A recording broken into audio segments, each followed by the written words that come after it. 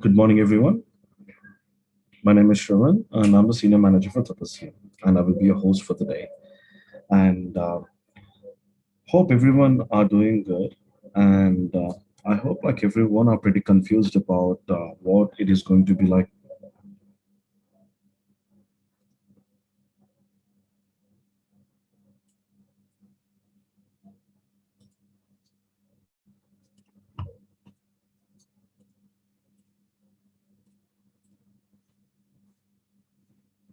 I hope everyone can hear me. Hello.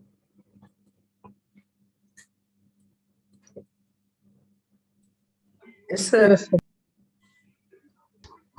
There was a small signal interference. Everybody can unmute themselves and please confirm that they can hear me. Okay, So sir. we can hear too. Perfect. Yes, sir, you are audible. Perfect. Please mute yourself, sir.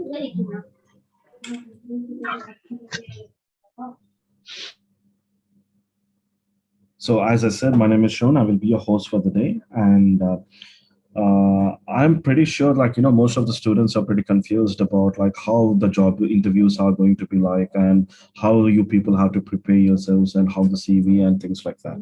So try not to worry about that. To just make it sure, like you people are very prepared. We have a person who will be giving you a complete information about how to be job ready. By the time you people will be done with your graduation and you are able to hit the market, you will be ready for the interviews. So we have a person who has 15 years of experience in placements for Tapasya, and more than 25 years of teaching experience. On top of it, she is here with us to help you all people out understand about the seriousness of placements and job interviews. So without getting it any delay, let me give you a Halya Singh. Madam, you up?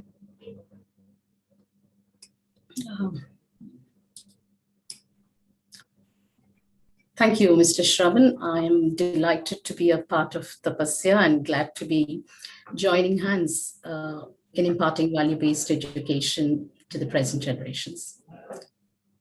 Good morning, everyone. Hope you're all doing well. I hope you and your families are safe and sound. Yesterday, I was in conversation with one of my students who was very disappointed on not being selected into an MNC after attending the interview process recently. She wanted to know what went wrong. Why was she not selected? She was pretty disappointed and depressed. But why am I telling you all this? Because the objective of my presentation today is to make you aware of the skills that are required to crack an interview and sustain the pressures of the job later. Okay, so may I now welcome you all to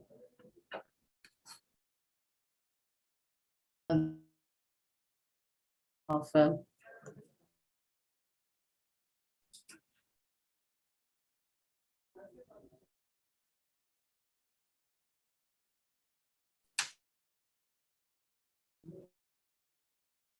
just want to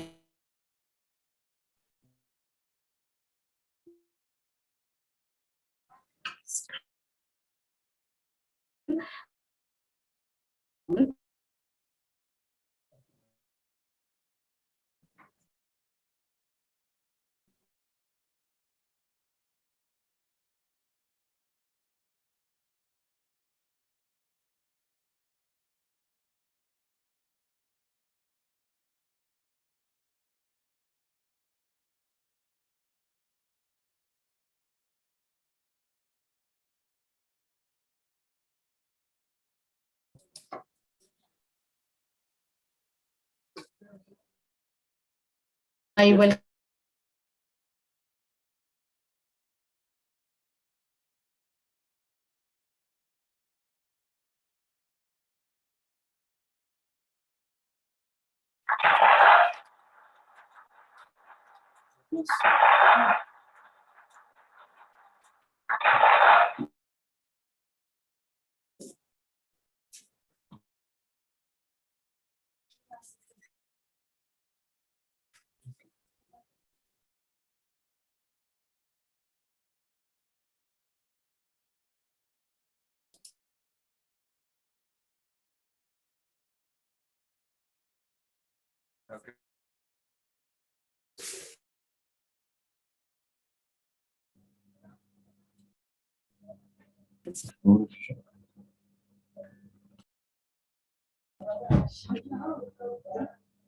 Sorry for the network glitch, students. Just spare us 2 minutes and it will be fixed.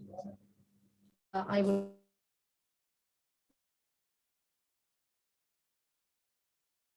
in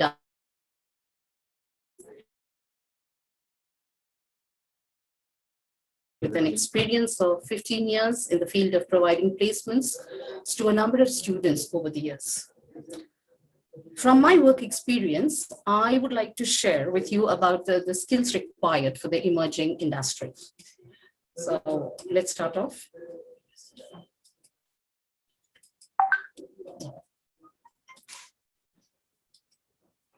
With the skills required. And I'm sure you can see the screen. You have educational skills, technical skills, and soft skills.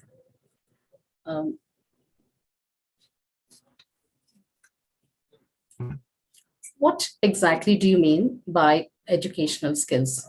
Educational skills are the skills you acquire through a university or through a college, or after you graduate in the field of IT. Could be in the field of management, commerce, or banking, or finance, pharma, biotech, etc. So technical skills. Let's talk about the technical skills. Technical skills basically are the ability or the knowledge a person exhibits while performing a particular task. Now, what exactly do we have under technical skills? What are the things that you need to be aware? Technical skills basically, or they are here to alert, just want to see how alert your brain works.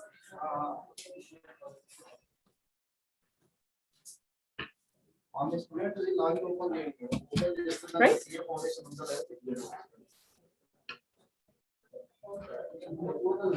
So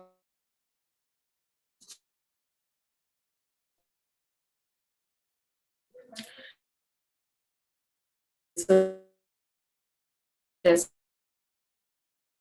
knowledge studied or skills. I would say you skills in talk about a written test. What exactly is tested during a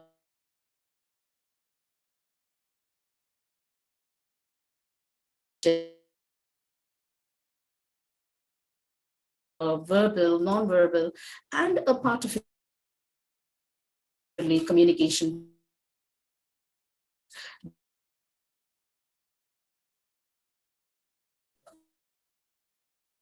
You call it as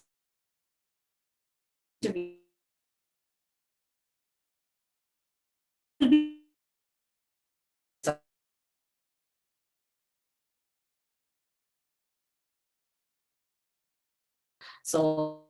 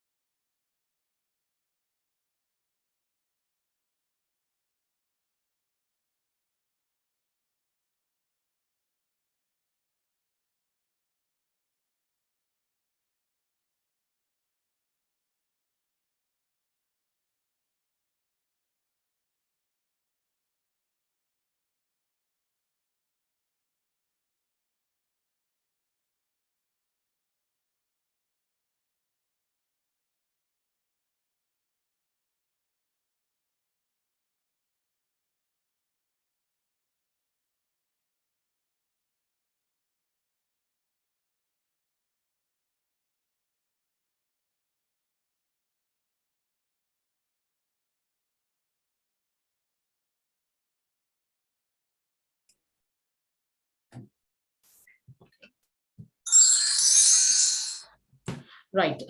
First of all, let me introduce you to soft skills. Soft skills is something many of you have already heard about or uh, learned about, because this I know has been a part of your regular curriculum too. Many people might have explained so many things about soft skills to you over the years. Like you should have good communication skills. You should be well versed in your etiquette, like leadership skills, like motivation. You should have a positive approach. These are all the soft skills that have been regularly over the years been discussed with. But today I'm going to concentrate on the two major soft skills that are required to get you into a professional field. The first one, as everybody knows, is the communication. Communication is usually tested in candidates through a communicational round. Now, what happens during this communicational round? In this communicational round, your actual language or your communication is put to test. So remember, when you are into a conversation, I mean, you are into a communication round, it is only a conversation that you are in. So let the conversation with the HR be very free and frank, be very honest in what you speak. And one important thing which I would like to tell you is that do not memorize. Do not memorize and speak. See, it is not the test of memory in communication. In communication, it's only how you speak the language. What is the fluency? It is basically what the other person understands and how you speak the language. So be slow, be clear, and if your voice is a little soft, try to be louder, a little louder. Now, always keep on speaking the language, keep the language in practice, because to a large extent, languages are improved through practice. To improve your communication, I would suggest, like many other teachers of your school and colleges, to read a lot, to read a lot of books, books of your choice. Need not be the books of your study alone. You can read a lot of books that come your way. Anything that interests you, a book, a storybook, or any book of, related to sports. If you're interested in sports, if you're interested in cinema, if you're interested in social media, anything that comes your way, you can get into the practice of reading, right? And then, yes, there are a lot of newspapers. You can get into the practice of reading newspapers, because reading and talking, being in conversation with people who speak the language, will always improve your language. See, it is unknowingly that you tend to improve when you talk and read a lot of English. See, I would suggest you watch a lot of programs on TV, like the news programs, the live shows, and the debates where they keep talking. So you are automatically listening to them and improving your language. So maintain good communication skills. This is important. This is the most important priority of skills. Next, let me highlight now the second important soft skill that is required. The very second soft skill that is required is your interpersonal skills. The industry is very much into finding out how the candidates have acquired, or to what extent they are well versed with their interpersonal skills. So interpersonal skills play a vital and a crucial role in grooming your personality. To a large extent, all of us have interpersonal skills, but we fail to recognize them. What exactly are these interpersonal skills? Interpersonal skills are the ability in you to interact, to understand, to listen, to negotiate, and to mingle with people around. I'm sure in a year or two, you will be working in the corporate sectors. You will be working in some of the MNCs, where you will have a large crowd around you. You will be mingling, you will be interacting with a large number of people coming from different walks of life. right? But in spite of coming from different walks, you are all working together under one roof. So you need to interact and understand them properly.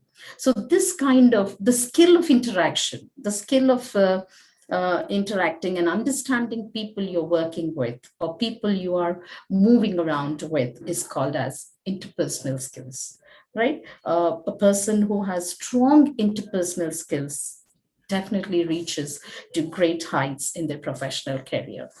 Now, this has been proven over and over that the person with high interpersonal skills is highly respected in the society, right? So it is always important that you listen to people. Listening is a very good habit. When you listen, you actually learn a lot. When you listen, you're actually having a lot of patience. And when you listen, you're actually understanding the people. And a person having excellent interpersonal skills often reaches great heights in his career. So, what exactly is the quality of negotiating?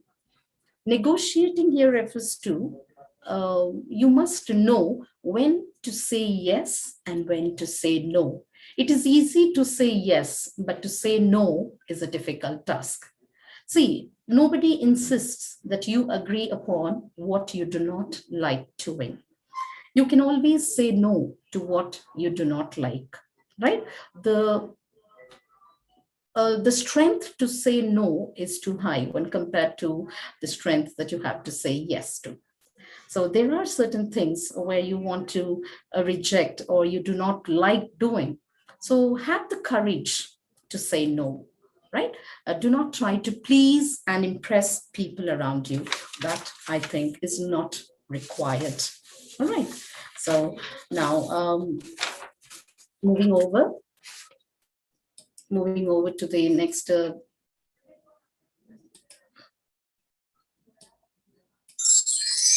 Yeah. Now, what better way to teach you the importance of the skills required in today's competitive world than by choosing to tell you a fairy tale or a fable? I'm sure what you see on the screens is quite a famous age-old fable. So we are going to learn a few lessons on teamwork from this fable. Now, you might think it is a story. Yes, it is, but it teaches us good lessons. So let us go down listening or reading the story about the hare and the tortoise. Once upon a time, a tortoise and a hare had an argument about who was faster. I am the fastest runner, said the hare. That's not true. The fastest runner is me, said the tortoise. So they decided to settle the argument with a race. They agreed on a route and started off the race. Okay, let's have a race, says the hare. Fine, says the tortoise. The hare shot ahead, ran briskly for some time. Then, seeing that he was far ahead of the tortoise, he thought he'd sit under a tree for some time and relax before continuing the race. Now, poor guy, even if I take a nap, he could not catch up with me. Now, what quality of the hare do we see here? The hare sat under the tree and soon fell asleep. Now, can you imagine the quality now? Is anything striking you? Yes, we are actually talking about the overconfidence of the hare, that it is it is very overconfident and it is feeling that it can, I mean, it has underestimated its opponent. See, that is a very common thing which we often do. So what happened next? The tortoise, plodding on, overtook him and soon finished the race, emerging as the undisputed champ. Could anybody ever think a tortoise could win the race with a hare? But it did. That's because the hare was overconfident of its abilities. Now, listen to this. The hare woke up and realized that he had lost the race. And then the moral of the story is that slow and steady wins the race. Now, this is a very common version of the story that we've all grown up with. But then, what you do not know, the story still continues. The hare was disappointed at losing the race, and he did some soul searching. He realized that he had lost the race only because he had been overconfident, careless, and lax. Lax here means being lazy. If he had not taken things for granted, there's no way the tortoise could have beaten him. Now, this is what is called as soul searching. What went wrong? Why? I am a strong competitor. Why did I lose the race? Thought the hare. So he challenged the tortoise to another race, and the tortoise agreed. So they planned for another race. Can we have another race? Said the hare. And the tortoise, being the champion of their previous race, was more than happy to say yes. So he says, okay, why not? Now, this time, the hare went all out and ran without stopping from start to finish. He won by several miles. So what do we understand here? The moral of the story says, fast and consistent will always beat the slow and steady. If you have two people in your organization, one slow, methodical, and reliable, and the other fast and still reliable at what he does, the fast and reliable chap will consistently climb the organizational ladder faster than the slow, methodical chap. Now, the moral says it's good to be slow and steady, but it's better to be fast and reliable. This is something which all of you must learn from this fable. But then, if you thought it's over, no, the story doesn't end here. We've got another phase or another angle to this story. Now, what happens later? Now, we know the hare had won the second race and the tortoise had lost it. So it's now time for the tortoise to get back the title. So the tortoise did some thinking this time and realized that there's no way he can beat the hare in a race the way it was currently formatted. So it started saying, how can I win the hare? He wanted to beat the hare.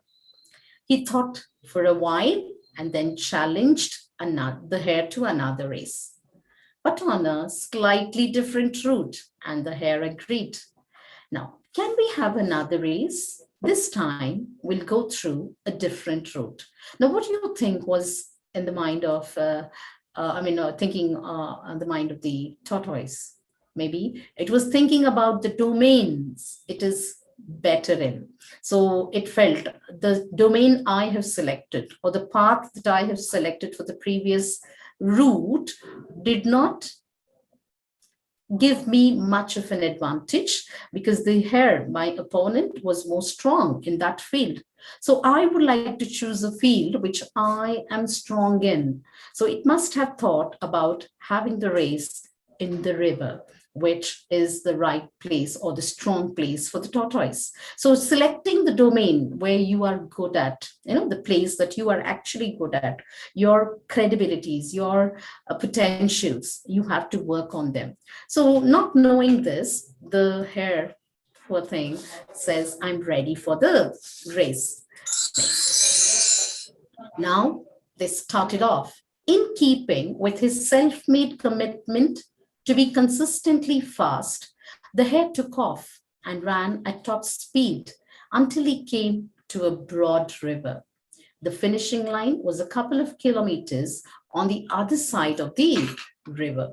Now, do you think the hare could cross the waters? No, because that's not the field the hare was good at.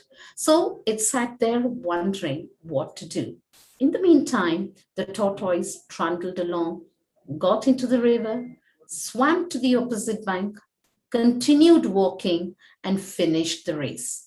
Now that's when the hare thinks, what should I do? Now the moral of this story, Here, I want you to relate to yourselves. First, identify your core competencies and then change the playing field to suit your core competency. Just understand what you are good at.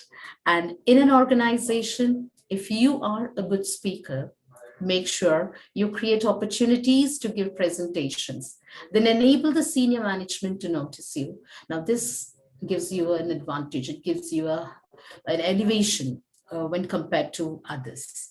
If your strength is analysis, make sure you do some sort of research, make a report, and send it upstairs. Working to your strengths will not only get you noticed, but will also create opportunities for growth and advancement.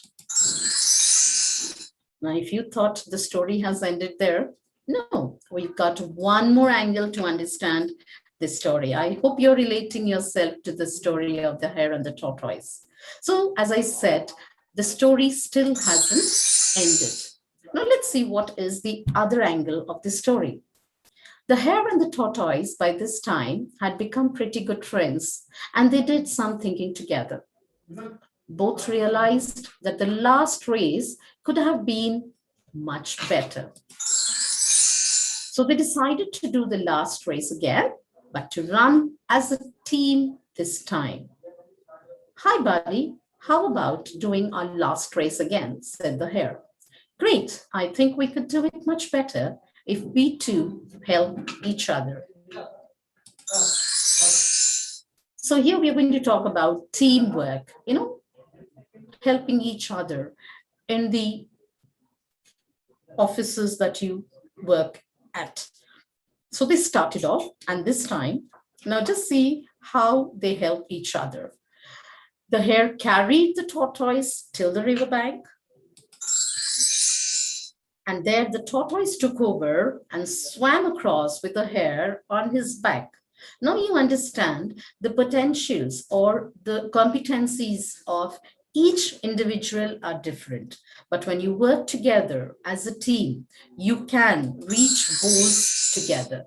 So on the opposite bank, the hare again carried the tortoise, and they reached the finishing line together. They both felt a greater sense of satisfaction than they had felt earlier. Now, that is because they've been helping each other and they were able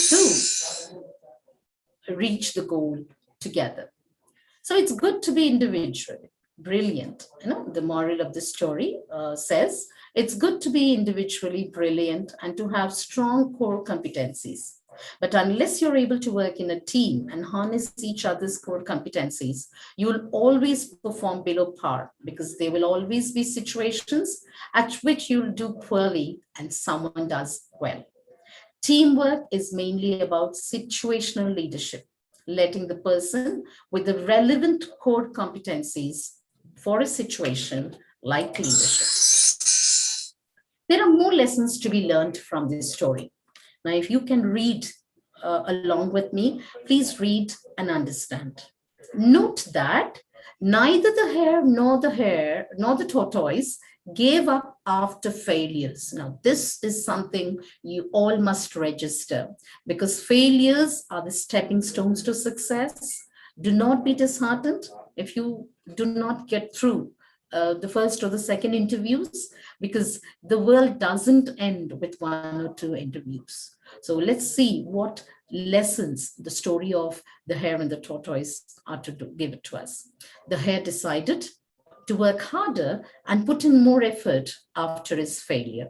The tortoise changed his strategy because he was already working as hard as he could. In life, when faced with failure, sometimes it is appropriate to work harder and put in more effort. Sometimes it is appropriate to change strategy and try something different. And sometimes it is appropriate to do both, like how these two creatures have done, and reach the goal together. The hare and the tortoise also learned another vital lesson. When we stop competing against a rival and instead start competing against the situation, we perform far better. See, that's what you need to understand here. So do not fight against the rival. Try to fight against the situation. Situations and competencies are what you have to keep in mind. To sum up, the story of the hare and tortoise teaches us many things. Now let's see, what does this story finally teach us? The first and foremost point: never give up when faced with failure. Fast and consistent will always beat slow and steady. Next, work to your competencies. Compete against the situation and not against an individual or a rival. Always try to pool your resources. Working as a team will always beat individual performers. So these are the few things that you've got to understand. So let's go and build stronger teams. Right. Now, what you see on the screen next is caliber and attitude. Now, what are these two qualities? These are the qualities that an interviewer wants to see in the interviewee, so a candidate. Now, what exactly is attitude and what is caliber? Now, 15% weightage is given to the caliber you possess, but 85% weightage is given to the right attitude. Mind you, we will be talking about the right attitude. Now, what exactly is caliber? What is caliber? Caliber are the percentages or the internships or the projects, the grades, the marks that you get while you are in your education. So all this has a weightage of 15% only when you come to interviews. The major part of the candidature is on the attitude, the positive attitude towards what you believe in, right? So let us now understand caliber and attitude. Attitude. What are the points that make up an attitude? You need to have a clarity of thought. Clarity of thought in how you speak, in what you speak, and sometimes you are made to write essays. So that clarity of your vision should be visible in the essays that you write. So you should always have confidence. Confidence is something that builds you into a better person. Unless you have confidence, you will not have a clarity of thought. And to have these two, you must have a positive approach towards life, and especially towards the things that you do in life. Be initiative and be innovative. Try to bring about new things to your life. Do not be like a sheep in a flock. Try to be a cut above the rest. Now, this is something I want you all to understand. Cut above the rest. Do not be a commoner. Try to have a uniqueness about you. Try to be a different person. Like you say, hatke. In Hindi we say hatke, a little different from the rest. Okay, so that one. And the most important thing over here, once again, is time management. Time, you should understand, is very precious. If you're saving time, you are actually making up a lot in life. If you know to manage your time well, you can do many things better. So time is something that will decide your life to a large extent. And what is delivering the goods?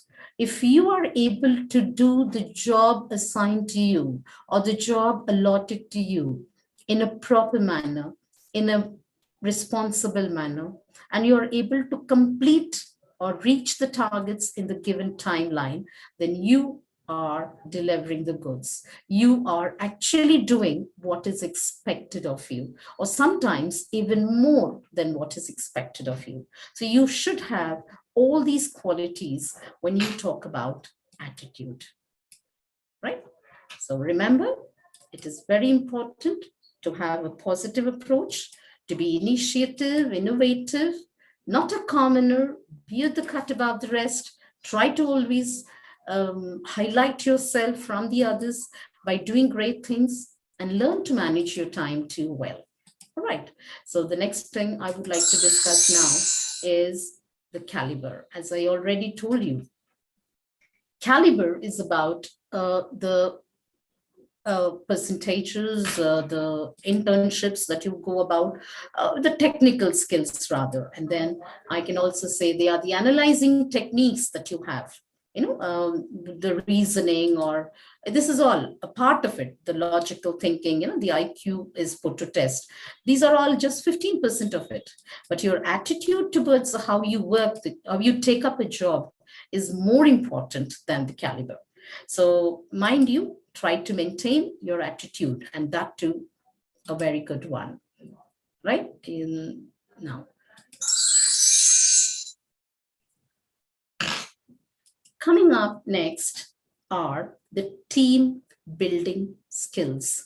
Now, these are some of the important skills I would like to highlight here. As we already said, the ability to communicate. Now, this plays a vital role in creating a positive atmosphere in the working circles, especially in corporate and multinational companies. So good communication leads to good understanding. So, and if you are a good communicator, you are likely to be understood by many people, and it makes your job easy. You can make people do what you want them to do, or people can make the best out of you if you have the ability to communicate well. Self-confidence. Now, this is what many of you lack. No, self-confidence actually frees you from doubt. It frees you from doubt, fear, and worry. Never underestimate or never overestimate yourself, because that is dangerous. See, sometimes people become very overconfident about themselves and they land themselves in trouble. So do not underestimate or do not overestimate your skills. So try to work on improving your skill sets. See, when you improve your skill sets, you are automatically increasing your confidence. Self-confidence has always been the first priority in the selection procedure. And I'm sure you will develop that during your course of entering into this world of professions. Next, the leadership qualities. As I said, these qualities enable you to work and get the work done. You must interact or have a good interpersonal relationships with people around you so that you can make them follow your leadership. Yes, I would like to take some time to explain the next point, flexibility. What exactly is flexibility? Flexibility is your consent to work at different places. For example, you may be taken into the job, you may be appointed, and you may be asked to work outside your hometown. So suppose if you belong to Hyderabad, but you've got a job somewhere in Bangalore or Nagpur or Chennai or Mumbai. So you should be flexible enough to relocate, right? Because if you are determined to work in the company that you have been selected for, this kind of flexibility is expected of you. You understand? Like we expect you to be flexible to any city. I mean, you should be flexible to work at. And the next point about flexibility is show the flexibility of working in any shift. Sometimes people are reluctant to working in night shifts or to work in the early morning shifts. There are some shifts in MNCs. So people show reluctance. Now you are expected to be flexible to work in any of these shifts. And the next point on flexibility is, you may be appointed to work on a particular project, on a domain that best suits your qualification. But later down the years, your project or your domain can be changed. It may be changed, or they may ask you to work on a different one. So, which you should be flexible to work. So these kind of qualities are what define your flexibilities. Flexibilities to work outside your hometown, flexibility to work in any shift given to you, and the flexibility to work on any domain that the company thinks best suits you. All right. So, and the next thing is acclimatization to work under pressure. I'm sure when you go into a corporate structure or when you enter into these MNCs, you are bound to work under a lot of pressure. So try to learn to withstand the pressure of these companies, because no matter where you go, the pressures will always be there. And it is you who has to learn to work under pressure. Yeah. And I said to build up good teams.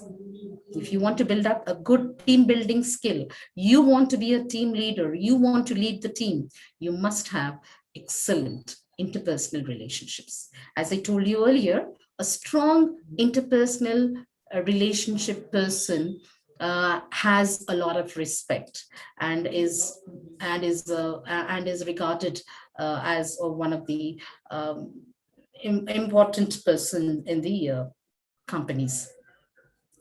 Your competitiveness must not die after you enter these companies.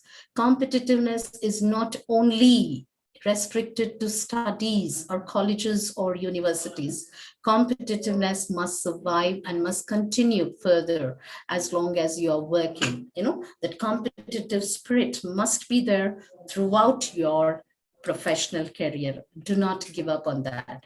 And I guess this is the most important quality of remaining in an industry for a longer time. That is being a responsible person. Do your job responsibly and always exhibit excellent energy levels, because that will take you to places. You must have the ability to meet challenges and get ready for anything that comes your way. And of course, the problem solving capacity. Understand the problems around you, understand the people around you, and try to solve the problems. That as a leader, you will definitely build a team. Right. So these team building skills, I thought I should be highlighting before you actually get into the stream of interviewing process and all. You must have a knowledge of all these before entering into the interviewing process, because if you know all these, you will be attending the interview with a backdrop of all these things in your mind, and that makes the interview process much lighter, and you would be more confident, right? So this is about team building skills.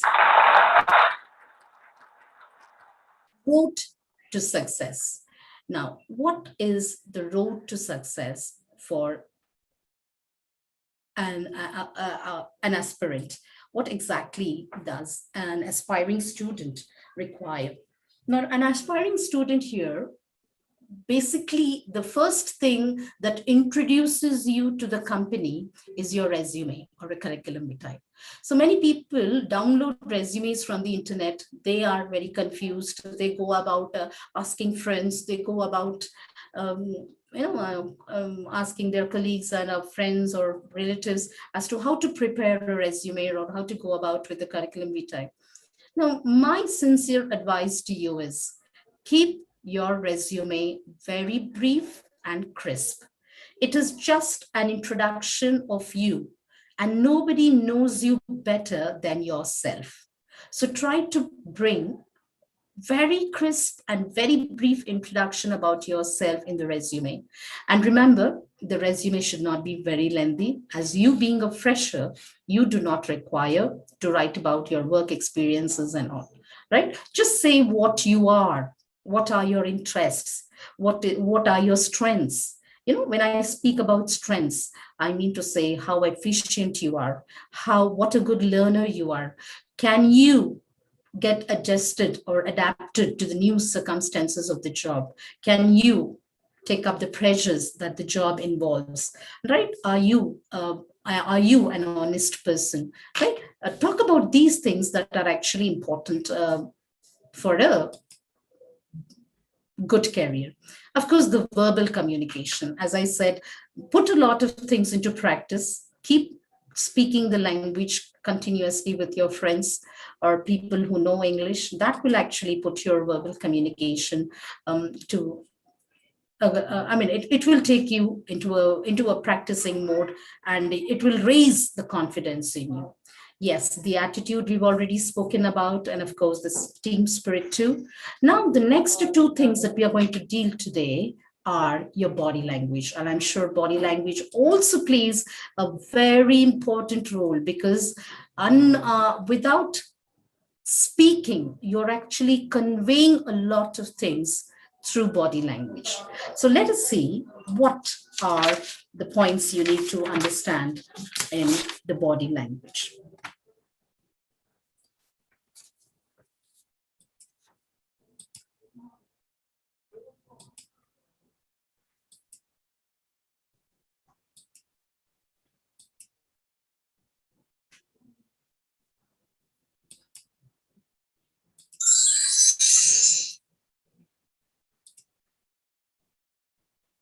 Right. Let us discuss the do's of a good body language. Always believe in giving a firm handshake. A weak handshake talks about lack of confidence. See, when you give a firm handshake, it ensures that you are a confident person. See, when you give a weak handshake, it just highlights that you are a very shy person. So do not be shy. You have gone through a lot of interviewing process and you have come here for that firm handshake. That firm handshake speaks about the confidence level that you have, right? So always believe in giving a firm handshake. Next, let me tell you about the eye contact. So when you speak to people or when you are interacting with people, it is very important that you look into their eyes when you speak. That again speaks about your confidence. When you look into the eyes of people or when you look into the faces of people and speak, you are actually being very confident. An expressive pair of eyes reveal a lot of things. They say the eyes are the windows to your mind. So I guess that is an important aspect of the body language, right? And of course, the next thing is always have pleasant facial expressions. And the best thing to wear always is a smile.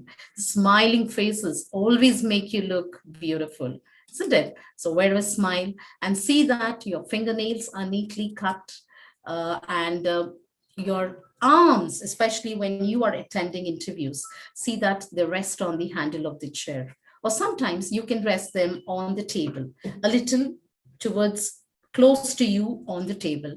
Do not lean forward. Do not lean forward. Do not be lunging or sludging into the chair much. And see that your legs are firmly touching the floor. And sit high, sit straight, your head high, shoulders back. Your posture should be very confident. You know, the way you sit and the way you express reveal a lot many things about you. Now, what are the don'ts of the body language? What should you not be doing? You should not be showing tension on your face, no matter how much tension or pressure you have inside you. Do not let it come onto your face. Overexpressive gestures are something that you should avoid. Do not use too much of emotion on your face. Do not emote or do not use your hands or expressions and overexpress them. And yes, folding your hands sometimes is a sign of insecurity, but you know, some people find it more confident. You know, it depends on how you actually fold your hands. You know, there is a confident look too when you fold your hands. Now, do not lean too far on the table. Now, that shows a bit of uncasual attitude, you know, a very casual attitude. Now, that is not what is required at interviews. We expect you to be more formal than casual. Now, especially girls wear a lot of jewelry, bangles, or they carry pens because some of the Boys too carry pens and watches, and many of you have the habit of fiddling or meddling or fidgeting with things that you carry. Probably the jewelry, sometimes the bangles or the fingerings, or sometimes your dress, the buttons of your shirt, or sometimes you keep a closing and opening the watch of yours. So these things must be strictly avoided. Do not do them. And please don't walk heavily. I insist or I request the girls to be more graceful in their walk and the boys to be more steady, right? So heavy walking is again a sign of bad body language. See, it is not that you've come to throw your weight there. It is that you want to show what kind of a person you are. Yes, body language to a large extent has a very important aspect of interviewing process. All right. So the next thing that you have to concentrate on is about your dress code. Now, let us discuss the dress code for a moment. What should women be wearing for an interview? Women are expected to wear either Indian or Western wear. Now, when I say Indian, it could be a salwar kameez, traditionally properly pinned. A Western wear could be a pantsuit, preferably light colored, full or half sleeves, combined with dark colored pants or trousers. Of course, you can also wear a knee length skirt. A knee length skirt is also okay for women to attend an interview, of course, with a light colored shirt. And one thing I would suggest you is, please, the girls especially, do not wear sleeveless or tight fitting clothes to the interview. I think that shows that you are too casual. That casual attitude is not required when you are attending the interview, right? Jewelry should be light and not heavy, minimum. Avoid tingling bangles. Don't wear way too much of bangles. Do not wear anklets or dangling earrings, because that is likely to distract the attention of the interviewers, and which is not a welcome sign, right? And keep your hair well combed, tied, or pinned. Do not leave your whole hair open and start fidgeting with your hair in front of the interviewers. Now that again gives a bad sign.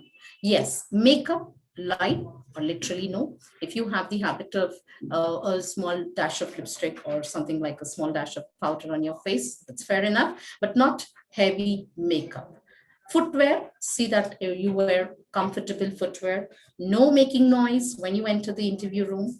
Avoid high heels. And of course, if you are carrying a bag or a purse, let the bag or the purse be very sober. All right.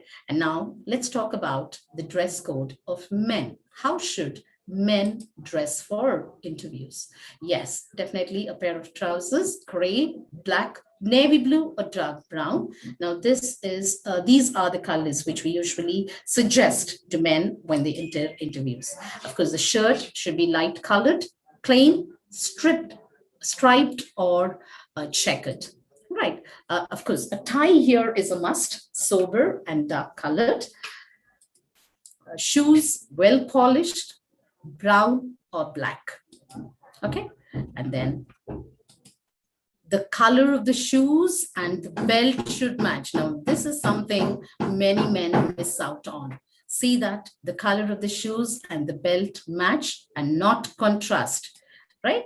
So these are the few things that I would want to tell you about a dress code. And if you are carrying your documents or your credentials to the interview, which you will definitely be doing, I would suggest you carry them in a briefcase or a laptop bag, or sometimes the folders. Nowadays, a very beautiful folders are available in the market. You can buy yourself a nice folder.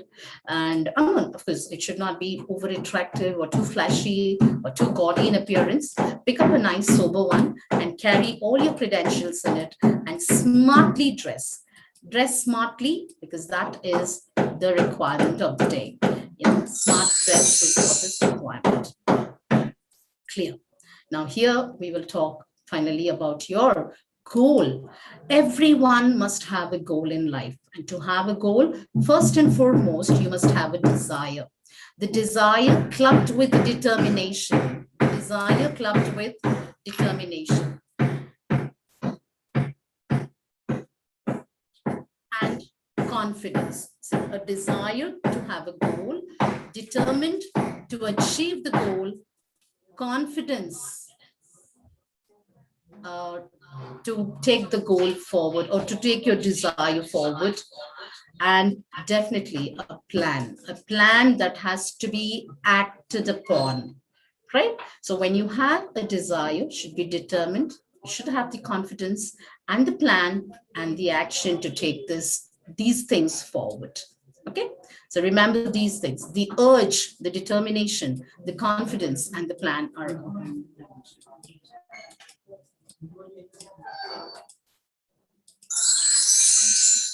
And now, finally, to the conclusion. We can talk about the conclusion. Finally, we'll sum up the entire presentation here. Now, try to be sharp, be innovative, be attentive, and try to think differently. Do not be a commoner. Be one unique personality. Once you prepare yourself on the guidelines provided during the presentation, you are job ready. I'm sure ample opportunities await you outside once you step out of your colleges, because there's always a better way for the best people, isn't it? So, good luck. Good luck. Thank you.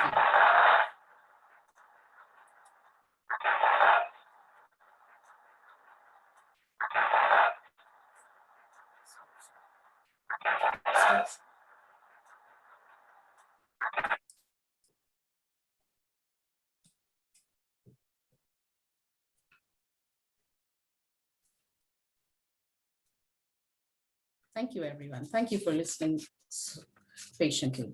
Now, can we have some questions? Yes, madam. Like students, whoever have the questions, please raise your hands and they can have one-on-one question answer session with you. So please raise your hand. Based upon the hand request, we will be giving you an opportunity to speak about it.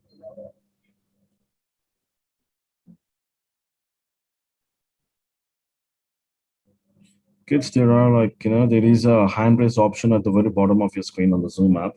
Please tap on that hand raise option so I will be notified and I will be allowing you to speak with me.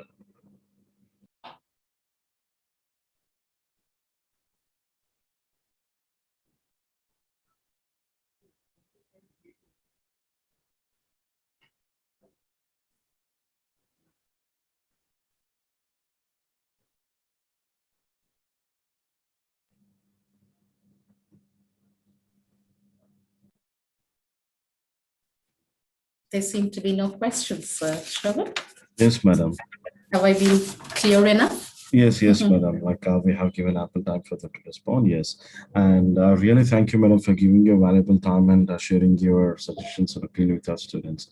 I believe that is an added that will be a feather in their hats for them to appear in the interview. I really appreciate your time for giving it to us and our students. Thank you. The pleasure is all mine. Thank you. Thank you very much, Shravan, and the team of Tapasya for making this event happen. Thanks you all. Thank you so much, madam, and thank you, kids, for joining the session. Thank you.